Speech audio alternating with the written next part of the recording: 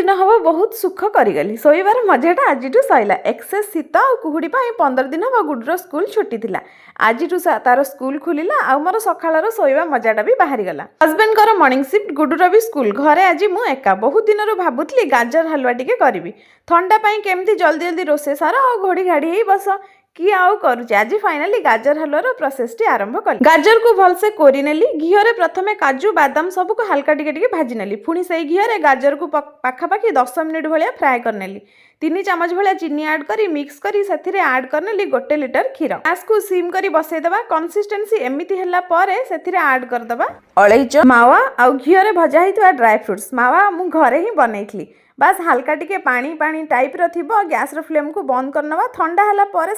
Automatic सुखा सुखा हो 3 थर आज कपड़ा धोई धोई सुखे सारा पुणी 4 नंबर पड़ी जी भाई बिंदास जल्दी कम सारी छातर एका जाई खरार बसबी बट हो पारा ना 5 मिनिट भी मत आज फ्री मिलला ना।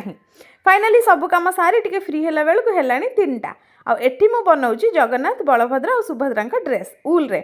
हस्बैंड भी आसी पहुँची जाइए ड्यूटी रू आसला बेलू बादाम नहीं आसते तो आमर ये बादाम को पिजुली खिया चलती गाजर हलवा ठंडा है एमती ही हो जाता सांग मैंने तो से पूरा सुखा सुखा करी केबे बनइबेनी से रहीगला पर आपे आपे सुखा हो संध्यारे बाप झील जाइए मार्केट एंड मो पाई आनिथिले समोसा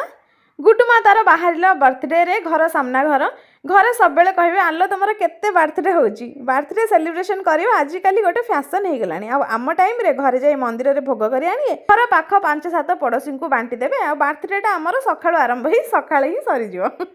एबे मु बसिकी खाऊची समोसा आम घर को जड़े